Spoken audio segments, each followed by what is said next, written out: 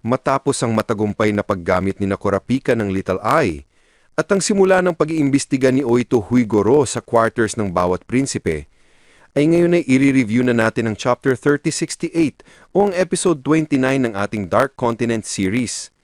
Ay sa wakas, masasaksihan na natin ang isang eksena na magpapabago sa kanilang sitwasyon ngayon.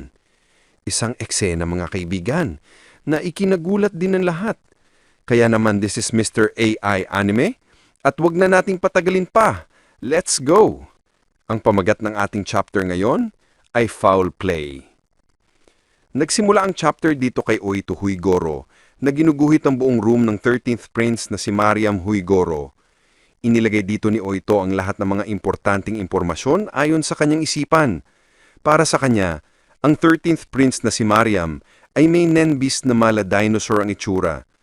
May 18 rin daw itong guard sa loob kasama na ang mga hunters, at 6 din ang kanilang katulong. Dagdag pa rito sa isipan ni Oito na sumobra raw sa 15 ang limit ng guards dito sa 13th Prince dahil daw hiniram nito ang mga guards ng atin niyang si Momo Huigoro. Kung tama ang iniisip ni Oito, nasa 6 na lang daw ang guards na naiwan kay Momo.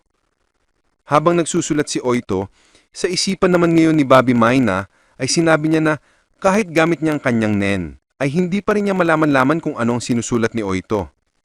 Maya-maya pa ay nagbuklat na si Oito ng bagong page, kaya't sinabi ni Kurapika sa kanyang isipan na isang bagong page iyon. Ibig sabihin tapos na raw si Oito sa pag-iimbestiga sa quarters ng isang prinsipe. At ngayon ay alam na nila kung ilang tao ang meron ng 13th Prince na si Mariam. Subalit gumugugol daw ng mahigat 1 oras si Oito para matapos lang ang pagsusulat at pagguhit ng lahat ng impormasyon sa quarters ng bawat prinsipe. At halos 3 oras na rin ang lumipas simula ng pinapanatili ni Kurapika ang Emperor Time, kahit na ito ay nagkakahalaga ng kanyang lifespan. Matapos niyan, makikita na patungo na ang ipis sa quarters ng 12 Prince na si Momose Huigoro. Maya-maya pa ay habang papalapit ang ipis sa vent ng room 1012, ay nasa isipan ni Oito na ang susunod niyang pupuntahan ay ang bedroom ng 12 Prince. Pagdating niya doon, nagtaka siya kung bakit madilim at tila wala ang prinsipe.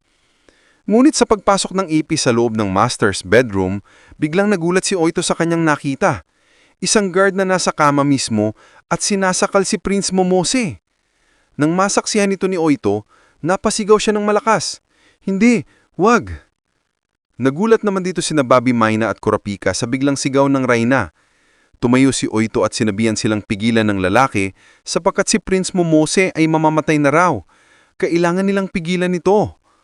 Pilit naman niyang pinakalma si Kurapika na nagsabing nasa loob sila ngayon ng sariling bedroom ng Reyna at sadyang pagod lang daw si Oito kaya binabangungot ito. Medyo nilakasan pa ni Kurapika ang kanyang tinig para marinig ni Bobby Mayna upang hindi ito magduda sa ginagawa ni Oito. Kasabay nito, pasikretong sinabi rin ni Kurapika kay Oito gamit ang kanyang ability na, nandito po si Bobby Mayna, hindi pa niya alam na nakakagamit ka ng nen. Matapos masabi iyon, nagalit si Oito kay Kurapika. Inalis niya ang kanyang kamay at dali-daling lumakad palayo. Sabay-sabing, hindi raw ito ang oras para sa laro. Kung hindi raw niyo pipigilan ng lalaki, siya na lang mismo ang pupunta roon. Kaya naman hinarangan siya ni Kurapika at sinabing, okay, aalamin na natin. Kaagad din inutusan si Bill na tawagan ng room 1012 at i-check ang kalagayan ng Prince Momose. Sa puntong ito ay nagsalita naman si Bobby Mayna na hindi raw sila dapat i-connect sa 12 Prince sapagat alam naman natin na si Oito Huigoro ay isa lamang lower ranking queen. Pero nag-offer din ng tulong si Bobby Mayna na siya raw ang magiging mediator dahil pwede naman siyang makipag-usap sa room 1012 sapagat nagtatrabaho siya para sa isang higher ranking prince. Kaya tumahimik na lang muna si Kurapika. Subalit huli na, dahil sa sumunod na eksena ay makikita na dinala na ng Royal Army ang bangkay ng Prince Momose Huigoro.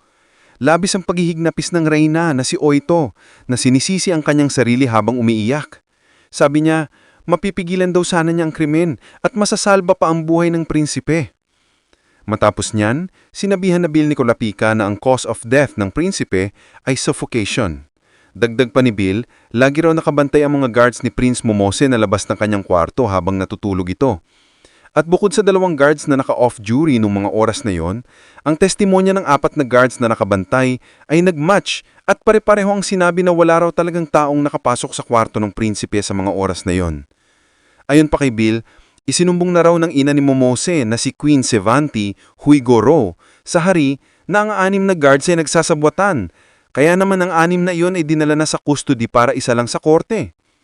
Makikita rito si Queen Sevanti na galit, sinisigawan ng mga guards at nagsasabing, patayin niyo silang lahat ngayon din.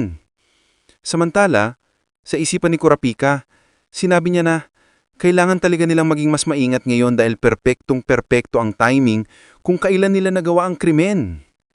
Maya-maya ay nakipag-usap si Sakata sa Kurapika. Di ba sabi mo na bawat prinsipe ay may guardian beast? Sabi ni Kurapika, kaya naman tanong ni Sakata, bakit hindi prinoprotektahan ng guardian beast ang 12 prince? Sabi ni Kurapika, may clue lang silang mahahanap sa oras ng pagtulog ni Momose. Nagtanong muli si Sakata kung ano ang ibig sabihin niyon. Ipinaliwanag ni Kurapika na maaga raw kasing nagpahinga si Prince Momose kumpara sa normal niyang oras ng pagpapahinga. Kaya sa tingin niya noong araw na yon, may nagpapagod talaga ng husto kay Momose. Tugon ni Sakata, tama. Ang mga Nenbeast ay parasites na kumakain ng aura ng kanilang host para magsilbing energy. Sabi ni Kurapika, tama ka. Kung isa sa mga Nenbeast na umatake sa mga guards ay pagmamayari din niya pala ng prinsipe, malamang maraming aura na wala kay Momose. Dahil doon, napagod siya at nawalan ng lakas. At dahil dito, ng oras na pinatay siya, sobrang pagod na ng prinsipe at hindi na kayang gumantay ng kanyang Nenbeast dahil wala na itong nakukuhang aura mula sa host. Dito naman napasabi si Bill, so ang kriminal ay familiar sa Nen. Hinintay niya talagang tamang pagkakataon yung oras na hindi na kayang magbantay ng guardian beast ng prinsipe, kaya masasabi ko ang kasong ito ay direktang may kinalaman sa Nen. At ang kakayahan natin sa paggamit ng Nen ay magbibigay sa atin ng advantage para gawin itong incentive sa pakikipag-cooperate sa ibang prinsipe. Nang sabi ni Bill na yon, napaisip si Kurapika, yan na nga ang problema.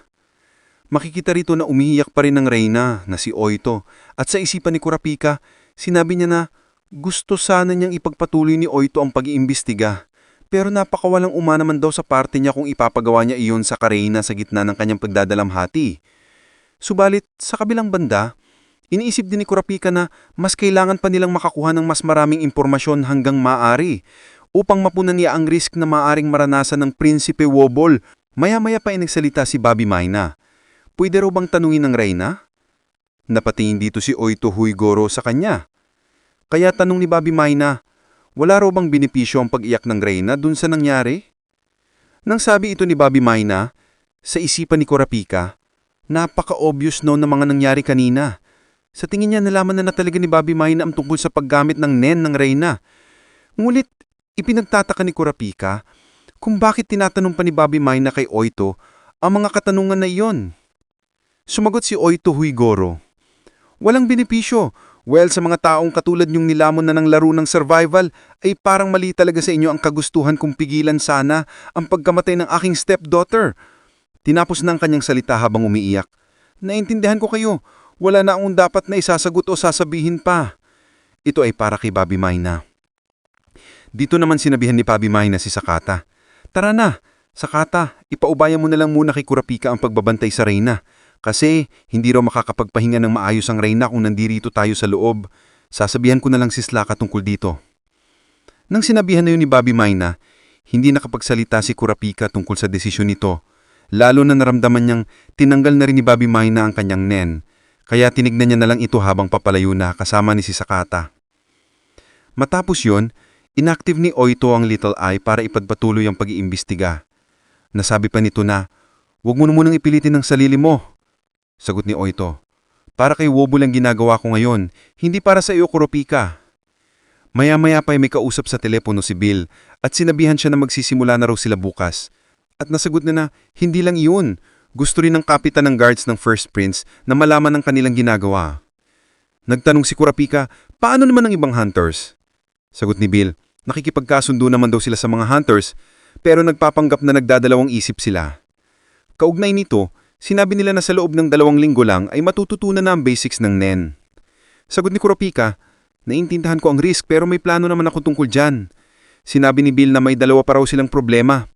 Nagtanong si Kurapika, 2? Sagot ni Bill, oo. Una, marami rong prinsipe ang gustong padala ng maraming guards na problema para sa kanilang safety.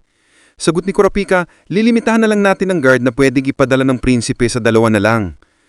Maya-maya pa, habang nagsasalita si Bill, biglang nakaramdam si Kurapika ng matinding sakit. Sabi niya sa sarili, grabe raw ang sakit, parang napaka-sharp ng pain. Hindi niya na marinig ang mga pinagsasalita ni Bill. Tungkol naman sa third prince na si Janglei Huigoro, maya-maya pa biglang nagulat si Kurapika sa kanyang naramdaman. Nabigla si Bill dahil diretsyong hinamatay si Kurapika. Ang matinding sakit na naramdaman niya ay side effect pala ng pagme-maintain ng Emperor Time. Matapos ang eksenang iyon, makikita sa sumunod na eksena si Hanzo na magkahalong galit, lungkot at inis ang kanyang nararamdaman ngayon. Sapagkat kay Prince Momosei Huigoiro talaga ito naka-assign si Hanzo, kaya sinabihan siya ni Bisque na ang pagpapahinga ay bahagi naman ng kanilang trabaho. Sagot ni Hanzo, kung nandoon lang daw siya sa mga oras na iyon, mapipigilan sana niya ang pangyayaring iyon. Sabi ni Bisque, sinunod lang naman daw ni Hanzo ang utos ng Reyna at wala raw siyang kasalanan. Tugon ni Hanzo, aatake na naman daw sa susunod ang taong pumatay kay Momose. Nabase raw ito sa sinabi ni Kurapika at sa testimonya mula sa 6 na guards. Ang lahat daw iyon ay nagtuturo sa isang konklusyon. Ang suspect ay gumagamit ng clone o doppelganger. Kaya ang paglalagay sa 6 na iyon sa custody ay hindi raw pipigil sa plano o sa susunod na plano ng kriminal. Posible rin na ang paglalagay sa kanila sa custody ay maging dahilan pa para pumatay muli ang suspect. Sagot ni Bisque, kung iisipin, kung totoo ngang may double o clone ang gumawa ng krimen, hindi lang limitado sa 6 na tao ang suspect. Isang paraan lang daw ang ginawa ng suspect para mag-cause ng confusion sa 6 na iyon at binabago na rin ito ang kanyang plano. Sigurado raw siya na aatake muli ang taong iyon, kaya sa oras na ito ay pipigilan niya talaga ang kriminal. Tanong ni Bisque, paano naman? Sa isipan niya, ginagamit lang daw siya ni Hanzo bilang parang sumbungan, pero mas prefer niya ang ganitong paraan na idinadaan ni Hanzo sa salita ang galit para maibsan ang risk sa pagkawala ng kontrol. Sumagot si Hanzo sa tanong ni Bisque kung paano. Hindi lang ang kriminal ang may kakayahang gumamit ng double. Ang pagiging ninja daw ay ang tunay niyang trabaho. Ayon kay Hanzo, isang double na nakokontrol ay nangangailangan ng maraming kondisyon kumpara sa isang program double. Kung magagawa ng kriminal na ma-realize ang double sa loob ng kwarto ng prinsipe, kahit ang original body ay nasa malayo, masasabi niya na ang user ay nakatutok lang sa paggawa nito.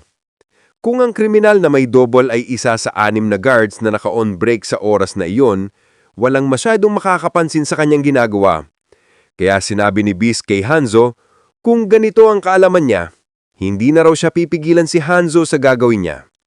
Sagot ni Hanzo, alam niya, papapabayarin niya talaga ang gumawa ng lahat ng ito at ipinapangako niya yon. Matapos masabi iyon, nagsalita pa si Bisque. Sa sumunod na eksena sa room 1004, maririnig si Theta na nagsasabing, magpahinga muna. Makikita rito ang aura ni Tseryednit Huiguiro na nag-eensayo pa rin. Sa isipan ni Theta, hindi siya makapaniwala na natutunan na ni Tseryednit Huiguiro ang paggamit ng Gyu sa loob lamang ng kalahating araw. Maya-maya, nagsalita si Tseryednit Huiguiro kay Theta at sumagot si Theta. Sabi ni Tseryednit Huiguiro, may natanggap siyang tawag mula kay Zanglei Huiguiro tungkol sa sinabi ng mga guards ni Wobble Huiguiro. Nasabi raw nito na kaya nilang turuan ang mga tao ng Nen sa loob lamang ng 2 linggo. Tinanong niya si Theta kung ano ang masasabi niya sa impormasyon na iyon kasi kakaiba raw kumpara sa datos na ibinigay ni Theta sa kanya. Ayon kay Theta, ang pinakamabilis na panahong pwedeng mamaster ng isang tao ang basics ng Nen ay nasa 6 na buwan. Nasagot naman ni Theta, opo, yun ang sinabi ko sa kanya. Natanong naman ni Theta, so, sino raw ang nagsisinungaling? Sila ba o ikaw? Gusto mo bang mamatay? Dito nagpaliwanag si Theta na may mga mabilis pero napakadelikadong method para matutunan ng Nen. Posibleng may ability ang guard ni Wobble Huiguiro na kayang i-develop ang ability ng isang tao. Pero tiyak na hindi ito proper method. Ipinapangako niya na ang pamamaraan ng pagtuturo niya ay ang pinakatama at pinakamabilis. Kumalma naman si Tseryednit Huiguiro at sinabing, alam mo ba kung ano ang pinakaayaw ko sa lahat? Ayoko ang isang babaeng sinungaling. Kaya mapagkakatiwalaan kita. Makikita nga ngayon ng Nenbisnit sa Riednitz Huiguiro na binabantayan talaga si Teta. Sumagot si Teta, "Opo." Grabe mga kaibigan, muntik na sana si Teta dahil narinig pala ni Riednitz Huiguiro ang tungkol sa sinabi ni Kurapika na kaya niyang turuan o ipamaster ang Nen. Sa chapter na ito, may namatay na isang prinsipe, ang unang biktima sa succession contest. Mas lalo ring nagiging intense ang mga nangyayari mga kaibigan.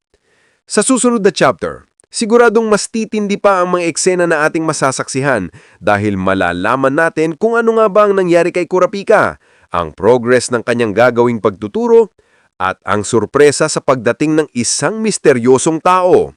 Marami pang ibang napakatinding eksena ang ating masasaksihan sa susunod na chapter. Dito natin tatapusin ang video sa last panel na ito. Kung nagustuhan niyo ang video, maaari kayong mag-like, comment, follow at subscribe para sa higit pang mga videos tulad nito. Maraming salamat! This is Mr. AI Anime and see you guys again on my next video.